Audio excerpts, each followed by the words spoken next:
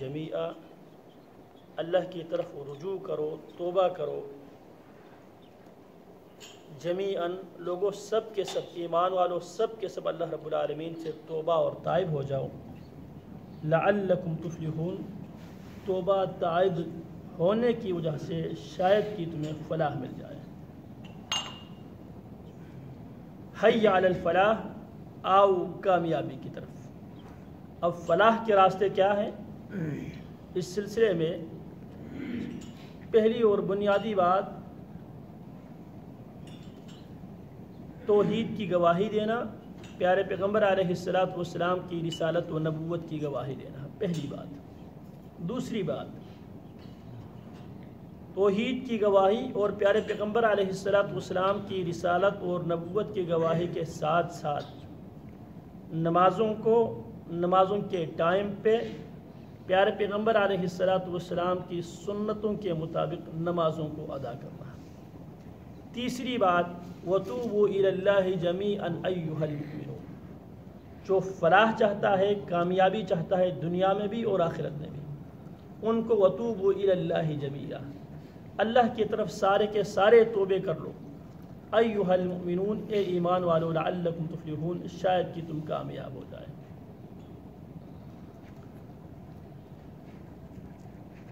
توبہ کی دو قسمیں ہیں، ایک اگر اس گناہ کا تعلق خالق اور مخلوق کے درمیان ہو، خالق اور مخلوق کے درمیان ہو تو اس کی تین شرطیں ہیں۔ پہلی شرط، جو غلطی اس سے ہوئی ہے اس پر اسے ندامت ہو، افسوس ہو۔ دوسری شرط، وہ اللہ رب العالمین سے فوری طور پہ توبہ اور استغفار کر لے۔ تیسری شرط، وہ یہ عزم کر لے اب اس غلطی کو میں نے دوبارہ نہیں دہرانا ہے۔ یہ اس صورت میں ہے جب خالق اور مخلوق کے درمیان جرم کا، گناہ کا معاملہ ہو۔ اگر گناہ مخلوق اور مخلوق کے درمیان ہو، جرم مخلوق اور مخلوق کے درمیان ہو، اس میں چار شرطیں ہیں۔ مخلوق اور مخلوق کے درمیان ہو تو اس میں چار شرطیں ہیں۔ ایک، جو غلطی ہوئی ہے اس غلطی پہ دل سے افسوس اور ندامت کا اظہار کرے۔ دوسری بات، وہ سچے دل کے ساتھ توبہ کر لے۔ تیسری بات، وہ یہ عزم کر لے اب میں نے اس غلطی کو جان بوجھ کر پھر میں نے اس کی ریپیٹ نہیں کرنی ہے۔ اور تیسری بات، چوتھی جو بات، اگر کسی کے ساتھ معاملات میں، لین دین میں یا کسی کا آپ کے نے دل دکھایا ہے تو اس آدمی سے بھی معافی مانگنا ضروری ہے۔ نبی اکرم صلی اللہ علیہ وسلم فرماتے ہیں، شہید اللہ کے یہاں بہت زیادہ اعزاز اور انعام رکھتے ہیں، لیکن اس کے باوجود حقوق العباد میں اگر شہید کا کھاتا کلیئر نہ ہو تو اس کی روح بھی آسمان اور زمین کے درمیان معلق رہتی ہے۔ اسی لیے نبی علیہ السلام فرماتے ہیں، اگر کسی نے کسی کے اوپر اگر ظلم کر بیٹھا ہے فَلْيَدْفَعْهُ الْيَوْمِ، آج ہی وہ اپنے کھاتا کلیئر کر لے، اس دن کی آنے سے پہلے جس دن نہ دینار کام آئے گا نہ درہم کام آئے گا۔ اور جب انسان اسی رویے کو اپنائے، توبہ والے رویے کو اپنائے، انسان آسانی کے ساتھ، کامیابی کے ساتھ زندگی گزار سکتا ہے۔ غلطی ہو گئی، غلطی پہ ڈٹ جانے کے بجائے وہ غلطی کا اعتراف کر لیتا ہے، جس کے ساتھ اس نے زیادتی کی ہے اس کے گھر پہ جاتا ہے، اس سے معافی مانگتا ہے، تو وہ اپنی زندگی آسانی کے ساتھ گزار لیتا ہے۔ اس کی بالکل برعکس شیطانی رویہ کوئی اختیار کر لے، معاشرے کے اندر وہ بدنام ہوتا ہے، یہ ظالم بھی ہے، جابر بھی ہے، لوگوں کا حق بھی کھاتا ہے، اور ساتھ ساتھ غلطی کرنے کے بعد وہ اپنی غلطی پہ ڈٹ بھی جاتا ہے۔ اسی لیے سورہ البقرہ کے اندر اللہ رب العالمین نے دو رویے بیان کیے ہیں غلطی کے حوالے سے۔ توبہ اور توبہ کے حوالے سے ایک شیطان کا رویہ قرآن مجید نے کوٹ کیا ہے سورہ البقرہ کے اندر.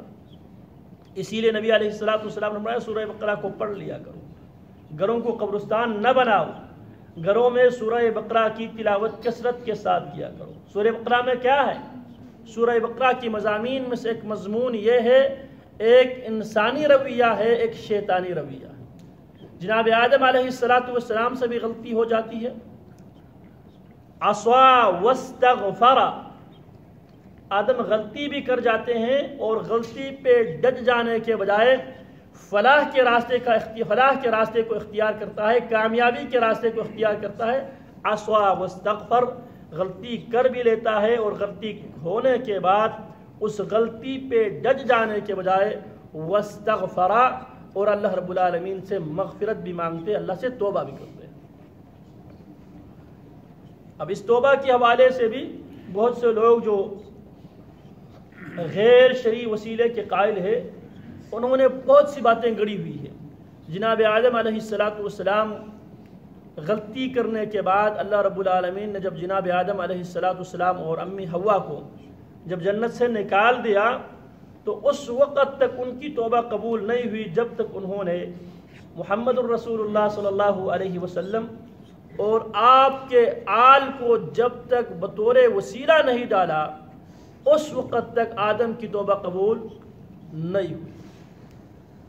جبکہ قرآن مجید یہ لوگوں کا دعویٰ ہے, لوگوں کا دعویٰ یہ ہے کہ جناب آدم علیہ السلام کی توبہ اس وقت قبول ہوتی ہے جب آدم علیہ السلام محمد اور آل محمد کو بطور وسیلہ ان کو آگے کرتے ہیں, تب جا کے ان کی توبہ قبول ہو جاتی ہے.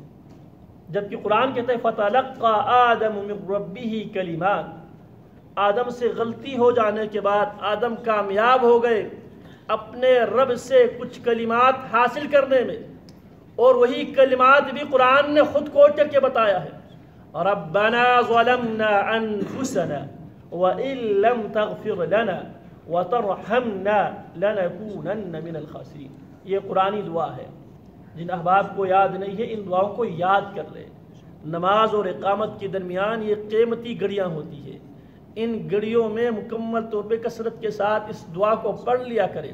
پیارے پیغمبر علیہ السلام لِيَغْفِرَ لَكَ اللَّهُ مَا تَقَدَّمَ مِن ذَنبِهِ وَمَا تَأَخَّرَ وَيُتِمَّ نِعْمَتَهُ عَلَيْكَ وَيَهْدِيَكَ صِرَاطًا مُسْتَقِيمًا. اللہ نے آپ کا اگلا پچھلا سارا کھاتا کلیئر کر دیا تھا. اس کے باوجود پیارے پیغمبر علیہ السلام مجلس میں ہوتے تھے, صحابی بیان کرتے, اللہ کے نبی علیہ السلام اللہ سے استغفار مانگا کرتے تھے, اللہ سے توبہ اور تائب ہوا کرتے تھے. ہم گنا کرتے تھے اللہ کے نبی علیہ السلام 70 بار سے زیادہ ایک مجلس میں پیارے پیغمبر علیہ السلام استغفر اللہ کی طرف توبہ تائب ہو جاتے تھے. اور قرآن مجید میں قوم نوح کا اللہ رب العالمین نے تذکرہ کیا. قوم نوح شرک کی وائرس میں مبتلا ہونے کی وجہ سے قوم نوح جن عذابوں میں جن سزاؤں میں مبتلا تھی, ان میں سے ایک قحط سالی تھی. اولاد سے عموماً اکثر لوگ محروم تھے, اور آسمانوں سے بارشیں نہیں ہو رہی تھیں.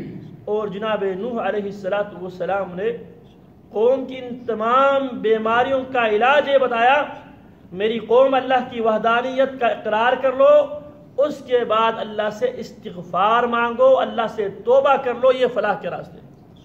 استغفار تم کرو, یرسل السماء علیکم مدرارا, فرماتے فقلت استغفروا ربکم انہ کان غفارا یرسل السماء علیکم مدرارا وَيُمْدِدْكُمْ بِأَمْوَالٍ وَبَنِينَ وَيَجْعَلْ لَكُمْ جَنَّاتٍ وَيَجْعَلْ لَكُمْ أَنْهَارًا. جو لوگ اولاد کے لیے ترستے ہیں ان کے لیے بھی دعا نسخہ, قرآنی نسخہ یہ ہے. لوگ بہت سے وظائف دے دیتے ہیں, لیکن قرآنی نسخہ کیا ہے؟ فَقُلْتُ اسْتَغْفِرُوا رَبَّكُمْ إِنَّهُ كَانَ غَفَّارًا. اللہ میں نے اپنی قوم کے سامنے یہ بات رکھ دی تھی, استغفروا ربکم, اپنے رب سے استغفار مانگ لیا کرو, توبہ تائب کر لو.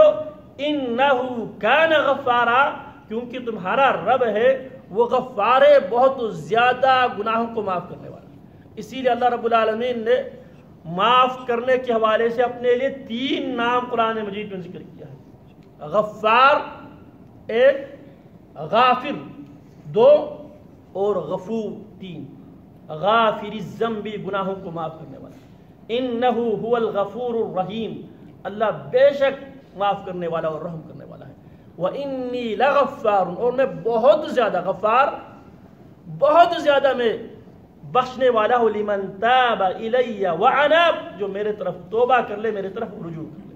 تو فرماتے ہیں فَقُلْتُ اسْتَغْفِرُوا رَبَّكُمْ إِنَّهُ كَانَ غَفَّارًا، میں نے قوم سے کہا قوم اللہ سے استغفار مانگو، انَّهُ كَانَ غَفَّارًا، پہلا فائدہ یہ ہوگا وہ اللہ غفار ہے اور تمہارے تمام گناہوں کو معاف کر دے گا۔ اور دوسرا فائدہ کیا ہوگا؟ یُرْسِلِ السَّمَاءَ عَلَيْكُمْ مِدْرَارًا، آسمانوں سے بارشیں آئے گی۔ اگر خشک سالی ہو تو اس وقت بھی کثرت کے ساتھ استغفار مانگنے کی ضرورت ہے۔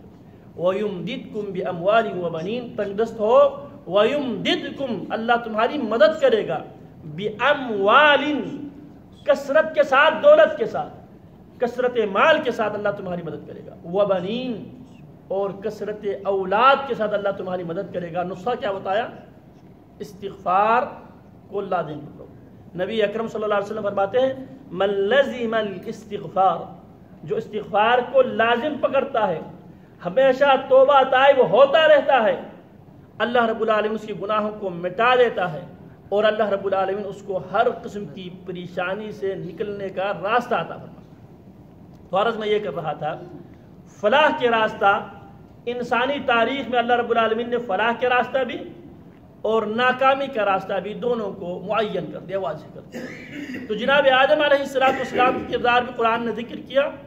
آدم علیہ السلام سے غلطی ہو جاتی ہے، اسی لیے اللہ کے نبی علیہ السلام فرماتے ہیں کل بنی آدم خطائین، کل بنی آدم خطاؤن وخیر الخطائین التوابون، آدم کی ساری اولاد خطا کار ہے اور خطا کاروں میں سے سب سے بہتر وہ ہے جو خطا کرنے کے بعد، غلطی ہونے کے بعد توبہ کر لیتے ہیں۔ اور دوسرا رویہ اللہ رب العالمین نے شیطان کا بیان کیا۔ شیطان بھی غلطی کر لیتا ہے، غلطی کا اعتراف کرنے کے بجائے وہاں پہ ڈٹ جاتا ہے۔ ابا واستکبر، سجدہ کرنے سے انکار بھی کیا، واستکبر اور تکبر سے کام کیا۔ تکبر کیا تھا؟ کہنے لگا کہ اس آدم کو آپ نے خلقتنی من نار وخلقتہ من طین، اللہ آپ نے مجھے تو آگ سے پیدا کیا ہے، اسے تو مٹی سے پیدا کیا ہے، تو جو آگ سے پیدا ہوا ہے وہ افضل ہے، جو مٹی سے پیدا ہوا مفضول ہے وہ اس سے بہتر ہے، لہٰذا اعلیٰ درجے کی مخلوق ادنا درجے کی مخلوق کو سجدہ نہیں کر سکتی۔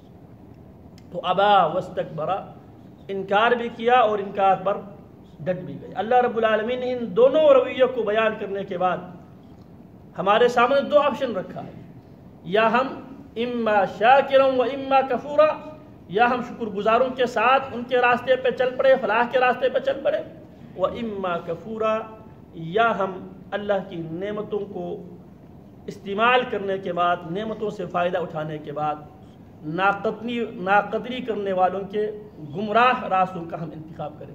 تو حی علی الفلاح، آؤ اس کامیابی کی طرف۔ اس کامیابی کے لیے تیسری بات توبہ کر لینا، غلطی ہو جائے توبہ کر لینا، اگر معاملہ کسی بندے کے ساتھ ہو اس سے معافی مانگ لینا، اللہ کے ساتھ ہو اللہ کے ساتھ معافی مانگ لینا، یہ کامیابی کی تیسرا اصول ہے۔ اللہ رب العالمین ہمیں توبہ تائب ہمیشہ کرنے کی توفیق عطا فرمائے۔ وصلی اللہ وسلم علی نبینا محمد وعلی آلہ وسلم۔